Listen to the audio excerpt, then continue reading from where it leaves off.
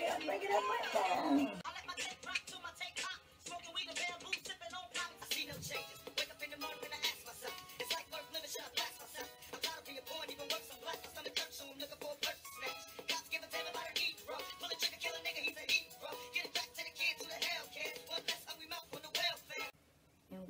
So I wear them in my nappy twist out. And I need to dive right into being productive. There's so much I need to do.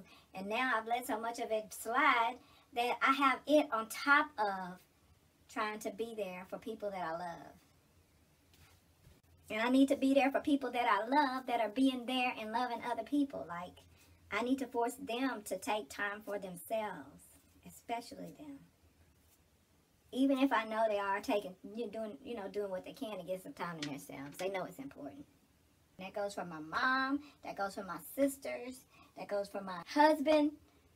Girl. So speaking of services, we are having the most drama with water delivery. So the story I'm going to tell y'all reiterates the point that I make when I do videos about how you can't boycott everything. But you do have to stand for something. Well, you don't have to, but you know what I mean. You can't boycott everything, but you need to stand for something. You know what I mean? So you do what you can within your means.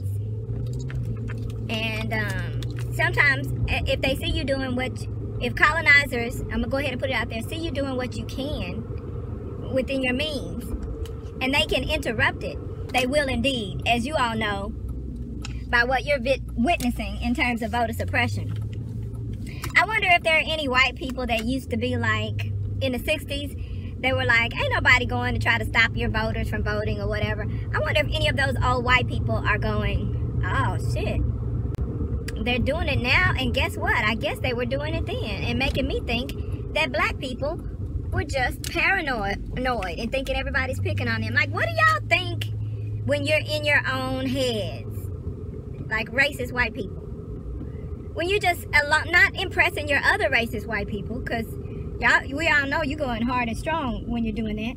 But when you're alone and in your own head, like, do you have a moral, compassionate thought? And if you don't, I think that you shouldn't get mad when people call you a devil. I don't think you should be mad, because you really, you're getting your own blood pressure up just because they know evil when they see it. Calm yourself. They're just perceptive. Everybody's not going to be blind to your bullshit, and don't stress yourself. But if it stresses you out enough to where you understand you're the devil, then sit in your own space and come to terms with that. And then change it, because you don't have to be the devil no more. I sound meditated, but really, you don't have to keep being the devil. Just because you are the devil, indeed, don't mean that you have to keep being the devil. Speaking of the devil, I got sick of Nestle shit. Immoral, inhumane shit. Mr. is big on receipts, right? You gotta come, if you come into him, he's a fair man. If you'll come with him some stuff, even our boycott list, he needs to know what they did. What did they do? Did they really do something? Or is it misunderstood? And he really gives the benefit of the doubt. So I came to him on some Nestle gotta go, right? Anyway, y'all know Mr. I don't have to explain him to y'all. So if I come to him on whatever it is, some boycott or whatever my moral stance may be on something, I need to come with receipts. So anyway, I was like, I'm sick of Nestle shit, and I've heard of them doing all kinds of stuff. They had some shit, and I'm not talking about LaCroix. I'm talking about some sodas they made. They got fined for putting rat poison in, the chemical ingredient they found in rat poison. They got fined for putting that in their drinks. And when they got tagged for it, they said, oh, well, we thought these were going to Africa. Like, they sent them to England. The sodas made with the poison in them, they sent them to England. And so they got checked. And so they were like, oh, we thought these were going to Africa. That's what they said. They were finna get sued, and they said, oh, our bad, we thought these were going to Africa. My usual guy, who is also racist. Y'all be like, I bet y'all be like, why you always gotta notate when somebody racist? Why you gotta always say that? Because we have to always endure the results of colonizers' discomfort with being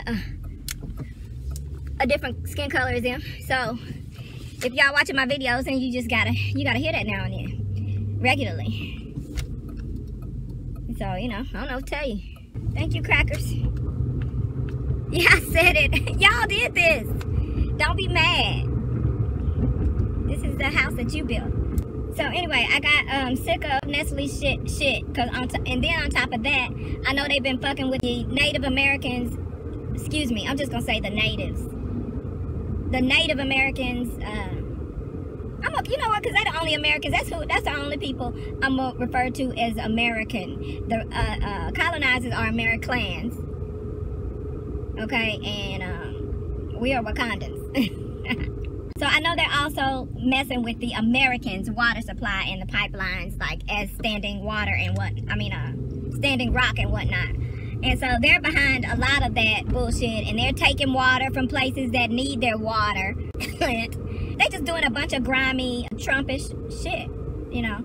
So, well, colonizers gonna colonize, right? So they're just doing what they do, but in the meantime, you know, paying no consequences. Except maybe, perhaps, to the tune of every now and then, a little post here and there on the interwebs, which is inundated by so many other distractions and real-life fuckery, as well as fabricated bullshit. Scripted. When I say fabricated, I mean scripted. Bullshit.